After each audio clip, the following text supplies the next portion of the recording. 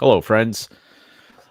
I'll be putting out videos on a daily basis from here to Kingdom Come. Today is January 2nd, and we're going to be discussing UFC Vegas 84's flyweight rematch, where we have Matheus Nicolau taking on Manel Kape. Manel Kape, in the first iteration of this matchup, lost a very, very close decision to Matheus Nicolau. Now, Nicolau is a counter striker, has jiu-jitsu up his sleeve. We've seen throughout the course of history, Nova União fighter who has fought to his strengths at times, but then also a tepid pace has come back to cost Matheus Nicolau at times as well. Now, Manel Kape on the other side of this fight, this is a fighter who initially during his UFC run when he began, he also fought at a very tepid pace, and it cost him. His volume was very, very low. But when he did throw, his boxing is at an elite level when you consider that we're talking mixed martial arts here. The quickness, finding the target at ease for Manel Kape, and also Manel Kape has a bit of a chin on him, as we saw against Felipe dos Santos last time out. He took a short notice replacement opponent and really put it on this kid, and also ate a bunch of strikes too.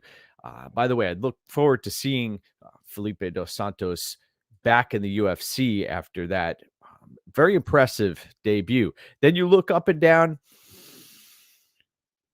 Manel Kape's record here, and very impressive win versus David Dvorak. I know Manel Kape's looking forward to that Kai Kara France matchup. Never came to fruition. Also, the Alex Perez matchup. I was on Manel Kape in that fight, and it never happened because Alex Perez, let's be honest, he's not a flyweight. And then you have Zumagulov, Ode Osborne, etc. Manel Kape has blown some of these fighters out of the water. And on the other side of the matchup here, Matheus Nicolau, counter striker by trade, was recently knocked out by Brandon Royval. So that's an issue here.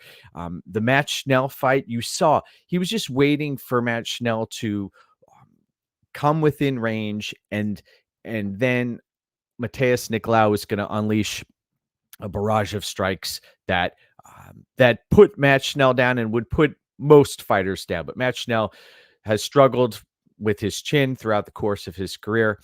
You watch the Tim Elliott fight. That was a closer fight than expected.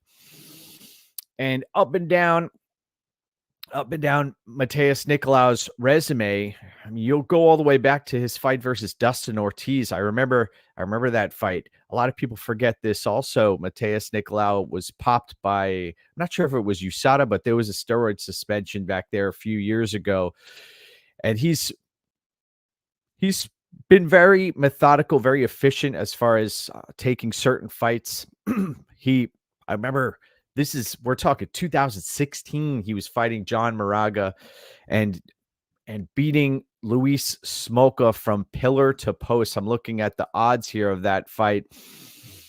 Now, Nicolau was a minus 225 betting favorite. Now, this specific matchup, it is a rematch. And in my eyes, you've got Manel Kape here, who he has championship potential. Manel Kape.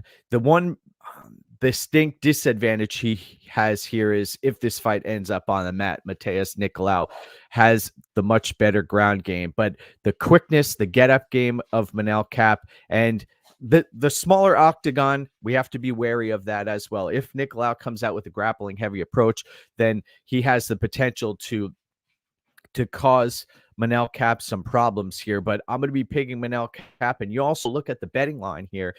Initially, Manel Kape could have been had in the minus 170s, minus 190s or so. And this line over the course of time has been blown out to minus 250 or so at certain books.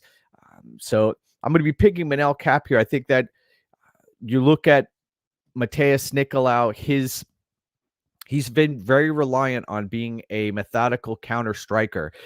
And Manel Kape seems to have figured this out, figured out the game here and the game plan and the blueprint, and he's learned from a number of mistakes where the lack of volume cost him. And Nicolau hasn't. Even though Nicolau has won a few fights here, he still hasn't changed his game. He's content laying back. And by the way, that samurai celebration that he did after defeating Schnell, very, very impressive. I enjoyed watching that. But I'm going to be picking Manel Kape here. I think that he has the much higher ceiling here. Also, you look at the age of these fighters.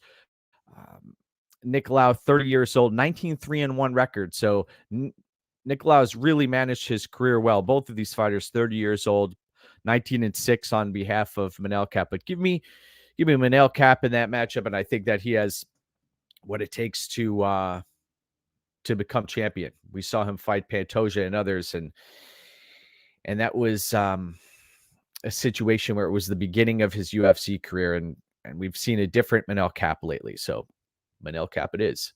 Have a great rest of your day, folks. Thanks for tuning in. Thanks for subscribing to the channel. Thanks for liking the video. Leave a comment in the comments section, and have a great rest of your day. Let's go.